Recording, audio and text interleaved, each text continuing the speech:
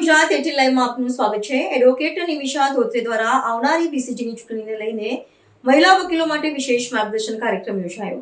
Bar councillor of ગુજરાતની આવનારી ચૂંટણીને ધ્યાને લઈને મહિલા વકીલો માટે વિશેષ માર્ગદર્શન કાર્યક્રમ યોજાયો હતો। કાર્યક્રમ દરમિયાન ઉપસ્થિત મહિલા વકીલોને ઉમેદવારીના હેતુઓ તથા વકીલ હિતના વિવિધ મુદ્દાઓ અંગે વિગતવાર માહિતી આપવામાં આવી હતી। વડોદરા વકીલ મંડળમાં બીસીજીની ચૂંટણી માટે ઉમેદવારી નોંધાવનાર એડવોકેટ નિમિષા ધોત્રે પટેલે પોતાના સંબોધનમાં જણાવ્યું હતું કે વકીલો માટે પ્રોટેક્શન એક્ટ અમલમાં લાવવો, વેલફેર ફી અને વીમા યોજનામાં સુધારા લાવવા તેમજ વકીલોની સુરક્ષાને સવલતો મળે તે માટે સતત પ્રયત્ન કરાશે।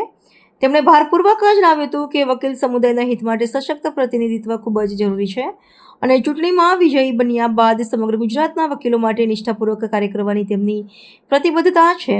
કાર્યક્રમ દરમિયાન પ્રશ્નોત્તરી સત્રનું પણ આયોજન કરવામાં આવ્યું હતું, જેમાં વકીલ હિત સંબંધિત મુદ્દાઓ પર ચર્ચા કરવામાં આવી હતી। ઉપસ્થિત મહિલા વકીલોએ ચૂંટણીમાં સક્રિય ભાગ લેવાની અને વકીલ હિતને પ્રાથમિકતા આપવાની સંકલ્પ વ્યક્ત કર્યો હતો। આ કાર્યક્રમનું આયોજન નિમિષા ધોત્રે પટેલ દ્વારા કરવામાં આવ્યું હતું। તેમણે આવનારી તારીખ 6/3/2026ના રોજ યોજાનારી બીસીજીની ચૂંટણીમાં મોટી સંખ્યામાં હાજરી આપી તેમને ભવ્ય મતોથી વિજયી બનાવવા અપીલ કરી હતી। જેમ કે આપણે જાણીએ છીએ કે છેલ્લી 8 વર્ષ પછી આ ચૂંટણી આવી છે, એ પણ સુપ્રીમ કોર્ટેના ગાઈડલાઈન મુજબ આવી છે। તો તેમાં સુપ્રીમ કોર્ટે 33% લેડીઝ અનામત આપી છે, જેમાં 5 સીટો લેડીઝની છે, જેના કારણે મારા વકીલ મિત્રો, વડોદરા વકીલ મિત્રોએ કીધું કે નિમિષા તારે તો લડવું જ જોઈએ ઇલેક્શન। તો હું એ વિચાર્યું કે હા તો મારે લડવું જ જોઈએ।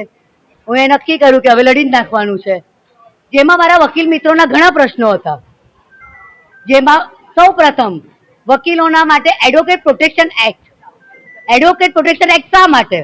તો વકીલો પર હુમલા થાય છે, વકીલો પર ખોટી ફરિયાદો દાખલ કરવામાં આવે છે અને અસીલો દ્વારા વકીલોને પ્રતાડિત કરવામાં આવે છે। એવા કિસ્સામાં વકીલોને કોઈ પણ પ્રકારનું પ્રોટેક્શન મળતું નથી। તો મારી પહેલી લડાઈ વકીલો માટે એડવોકેટ પ્રોટેક્શન એક્ટની રહેશે। ત્યારબાદ વકીલોના કામો બધા છીનવાઈ ગયા છે, અર્નેસ્ટ કુમારના જજમેન્ટ આવ્યા છે, લોક અદાલતો કરીને બધી જગ્યાએ વકીલોના કામો માટે હવે વકીલોના ઘર કેવી રીતે ચલાવવા એ એક પ્રશ્ન છે। જુનિયરોને એટલી તકલીફો પડે છે, જેના કારણે હું એ નક્કી કર્યું કે આ ચૂંટણી તો હું લડીશ જ। બીજું કે સરકાર દ્વારા પરિપત્રો વકીલોના અગેન્સ્ટમાં જન્મ મરણ આપી દેવામાં આવ્યું છે મામલતદારને, નોટરી પાસેથી સોગંદનામા છીનવીને તલાટીને આપી દેવામાં આવ્યા છે। દરેક જગ્યાએ વકીલોની વકીલાત પૂરી કરી નાખી છે।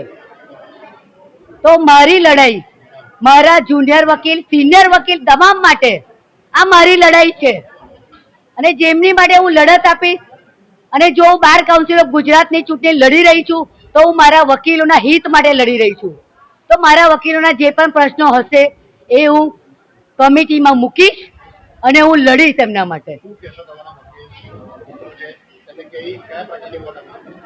મારા વકીલ મિત્રોને મારી એક જ વોટ અપીલ છે કે તમે એવા ઉમેદવારોને વોટ આપજો અને જીતાડજો જે તમારા માટે ઉપર લડત આપે, વકીલ હિતનું વિચારે અને લડત આપ્યા પછી એનું રિઝલ્ટ પણ લાવે।